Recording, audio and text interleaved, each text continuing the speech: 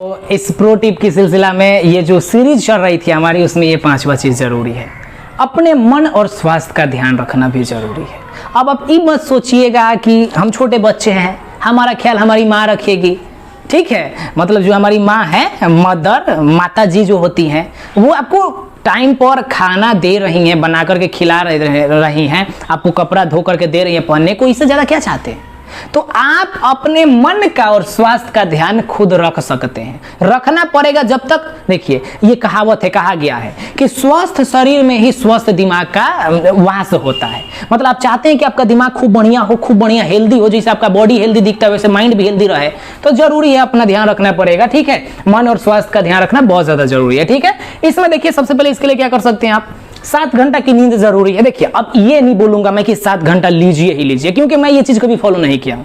मैं अपने लाइफ में कभी भी, हाँ छुट्टियों में 7-8 घंटा सो लेते हैं, लेकिन वर्किंग डेज है ना, 4 घंटा भी सो रहे हैं, 5 घंटा भी सो रहे हैं, बस सो रहे हैं, जो टाइम मिला, फ्री टाइम मिला उसमें सो लिए हैं, ठीक है। लेकिन देखिए क्या होता है ना कि रात में जैसे आप जो कुछ भी दिन भर में पढ़े, चाहे जो कुछ भी आपके पास नॉलेज है, इंफॉर्मेशन है, तो हमारा माइंड जो है ना उसको संभाल कर सेव करता है, सहेजता है। जब आप सो रहे होते हैं ना, उस समय आपका माइंड क्या करता है, आपके पास जो भी नॉलेज होता है, जो भी इंफॉर्मेशन होता है, उसको सेव कर लेता है। तो सेव करने का भी टाइम मिलना चाहिए, नहीं है जाग रहे हैं, सो ही नहीं रहे हैं, ठीक है। तो इस तरीका से नींद भी बहुत जरूरी है। नींद क्यों जरूरी है? क्योंकि रात में जब आप सो रहे होंगे तो जो कुछ भी आप पढ़ लिए हैं, जो कुछ भी आप पढ़े हैं दिन भर में, वो सभी इंफॉर्मेशन, नॉलेज दिमाग क्या करेगा, सेव करेगा।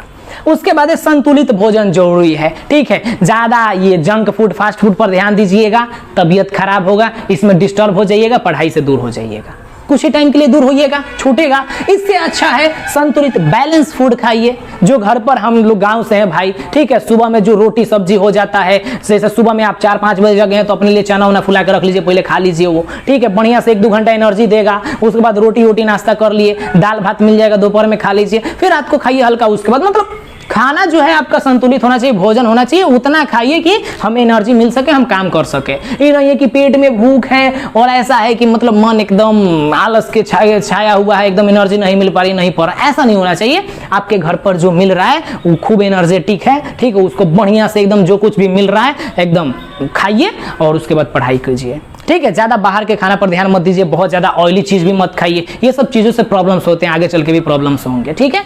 बाकी शांत रहना सीखना पड़ेगा आपको, क्योंकि शांत नहीं रहिएगा ना बाबू, तो है मन और स्वास्थ्य से कहियो आप ठीक नहीं रहिएगा।